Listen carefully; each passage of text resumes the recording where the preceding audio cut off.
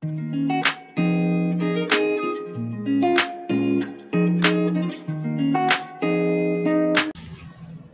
let's dive in and populate the assessment plan. On my left, I have the assessment plan tool. On my right, I have my occupational standard. And they're going to use the same unit of competency that we use to populate uh, the assessment requirement. So let's move on. So the qualification is what you have here is medical biotechnologist level 6. So it's good you read everything that you have that has been provided. So this assessment plan is to be completed with the assessor. So you need to provide the candidate's name, the phone number in case it's there. Also provide your name as an assessor, and of course your number. Employer contacts where applicable, and these are applicable when the candidate is at his own workplace or where he's employed. But in this case, I'm using for regular students that we train. So leave this open for now. Location, this will happen in the college. So I'll say provide the name of your polytechnic and the exact place it's going to happen. That will be in the laboratory. Assessment date, we leave that open until you agree with your students. Industry specialist, usually in case you need one, then you need to provide in case. And then the other bit is the purpose of assessment. And this assessment is to determine whether the candidate is competent in. So you need to fill this part. And usually is the unit of competency. So I'll go back to my OS.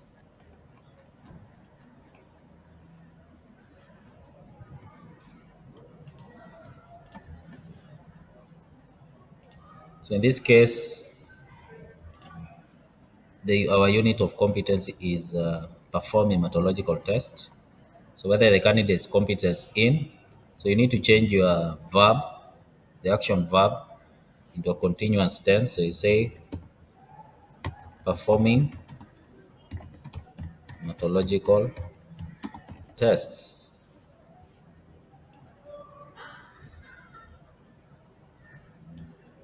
So you do that, you go to unit of competency, and that is perform methodological tests. And then copy all the elements and the performance criteria. So if you have a soft copy, it will work for you very fast.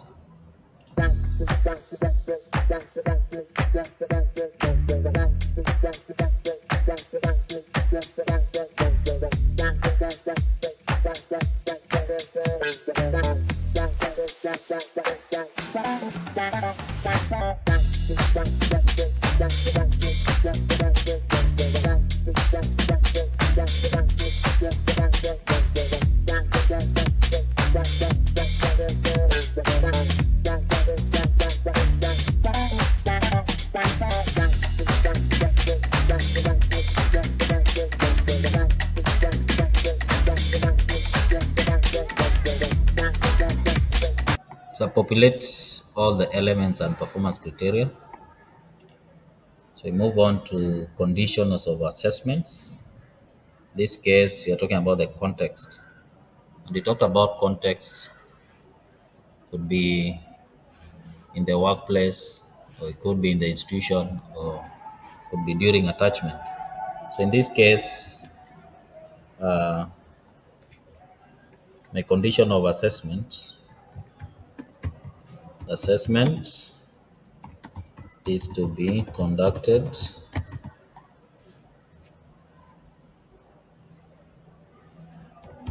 in the candidate own institution.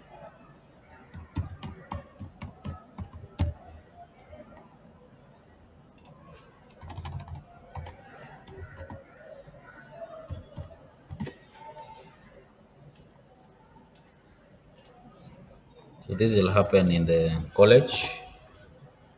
So we move on to assessment instructions. So again, you need to fill that part there. During assessment, you'll be required to demonstrate competency of the unit of competency. So you need to add the unit of competency there, and that is perform methodological tests. So you'll also answer some written questions and oral questions.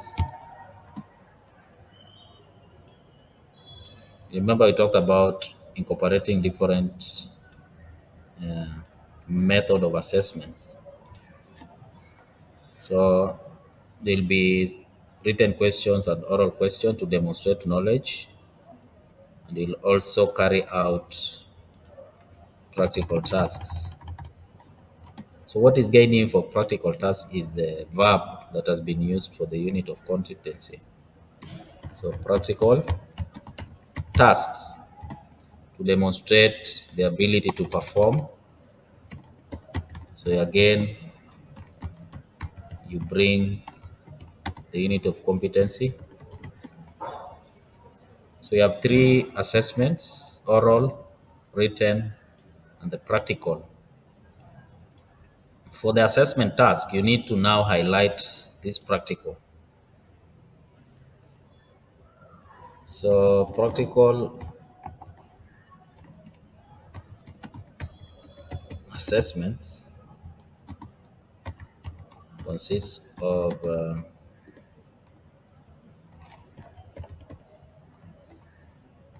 three tasks.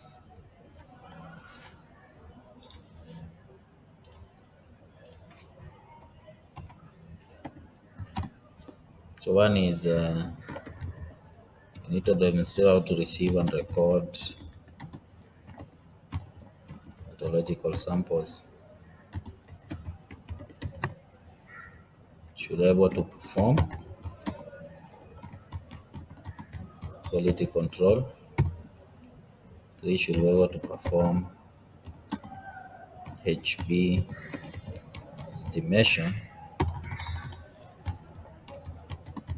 by Sally method.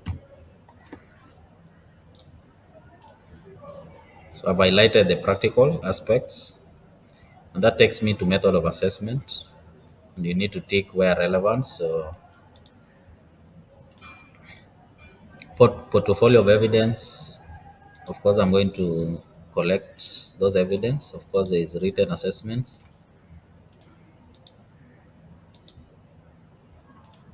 Questionnaire, probably I'll use the oral uh, for oral questioning. Then, as I'm carrying out practical, then I'll need to develop observation checklist. Supplementary evidence usually is applicable in case there is need. Usually in the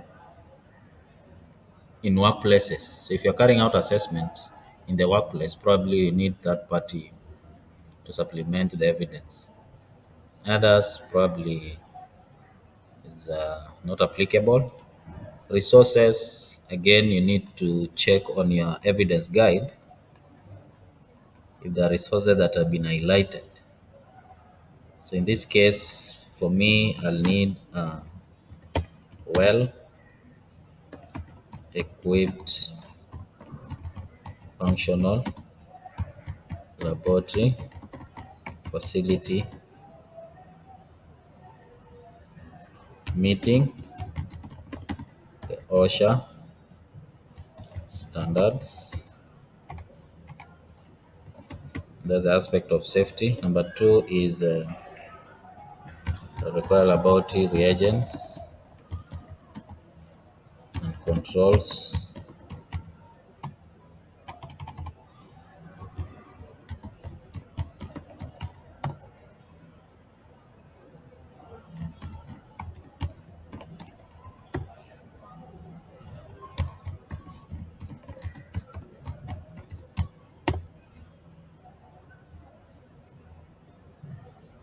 It's also need laboratory manual. So I'll need all these for my assessment.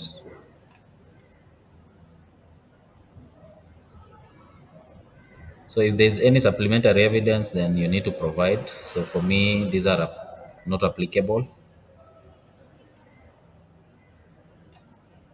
So I'll put this down for now.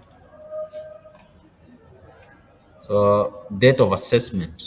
This is where now you have to agree with your learners when to conduct that assessment.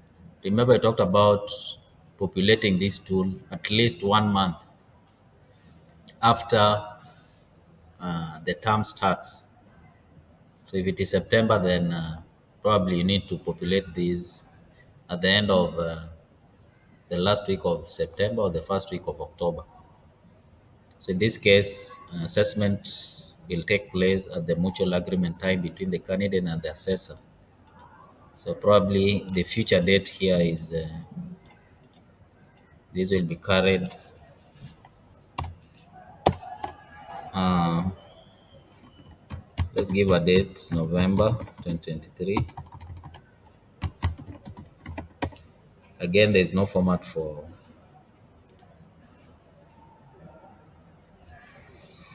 dates. Time will be between 10 a.m. to 1 p.m. Assessor signature, of course, you have to do that, and then the date. So I want to assume this is be done was done, say 31st, say 30th September 2023. So the other instruction is especially for appeal procedure. So you need to read this for the learners. For example, the candidate should first discuss his or her opinions with the assessor and all these areas. And the candidate needs to sign and input that day the agreement happened. So in this case, say 30th September. So this is how we populate uh, assessment plan.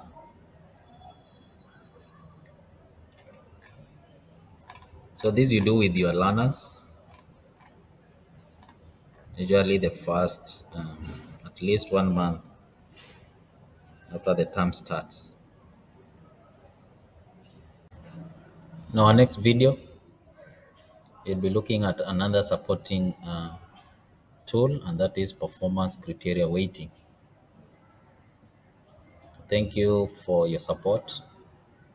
We did manage to reach our target of 200 subscribers, and today we are setting another target of reaching 300 subscribers. So let's support the channel. Let's subscribe, like, share, and comment. Let's meet in our next video. Thank you.